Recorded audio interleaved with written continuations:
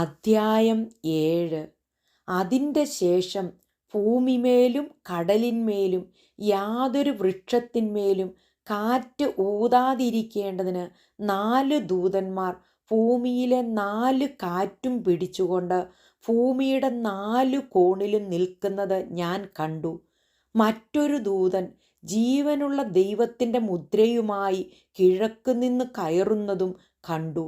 അവൻ ഭൂമിക്കും സമുദ്രത്തിനും കേടുവരുത്തുവാൻ അധികാരം ലഭിച്ച 4 ദൂതന്മാരോട്, നമ്മുടെ ദൈവത്തിൻ്റെ ദാസന്മാരുടെ നെറ്റിയിൽ ഞങ്ങൾ മുദ്രയിട്ട് കഴിയുവോളം ഭൂമിക്കും സമുദ്രത്തിനും വൃക്ഷങ്ങൾക്കും കേടുവരുത്തരുത് എന്ന് ഉറക്കെ വിളിച്ചു പറഞ്ഞു.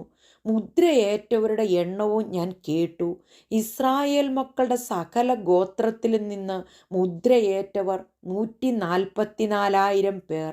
യഹൂദ ഗോത്രത്തിൽ മുദ്രയേറ്റവർ 12,000, രൂബേൻ ഗോത്രത്തിൽ 12,000, ഗാദ് ഗോത്രത്തിൽ 12,000, ആശേർ ഗോത്രത്തിൽ 12,000, നഫ്താലി ഗോത്രത്തിൽ 12,000, മനശ്ശെ ഗോത്രത്തിൽ 12,000, ശിമയോൻ ഗോത്രത്തിൽ 12,000, ലേവി ഗോത്രത്തിൽ 12,000, ഇസഹാക്കർ ഗോത്രത്തിൽ 12,000, സെബൂലൻ ഗോത്രത്തിൽ 12,000, യോസേഫ് ഗോത്രത്തിൽ 12,000, ബെന്യാമിൻ ഗോത്രത്തിൽ മുദ്രയേറ്റവർ 12,000 പേർ.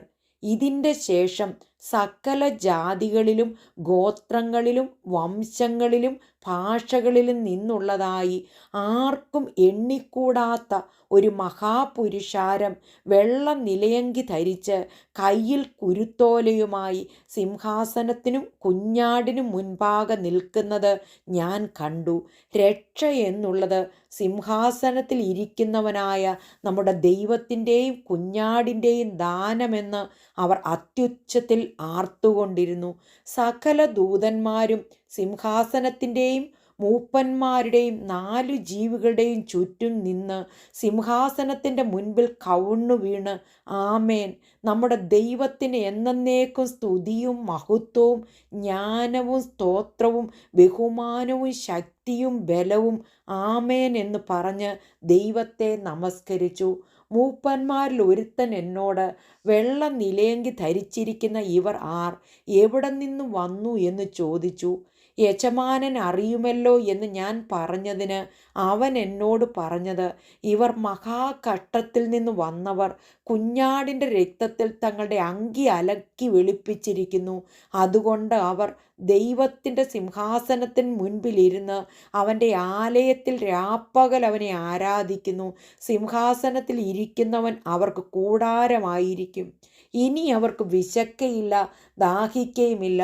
വെയിലും യാതൊരു ചൂടും അവരുടെ മേൽ തട്ടുകയുമില്ല.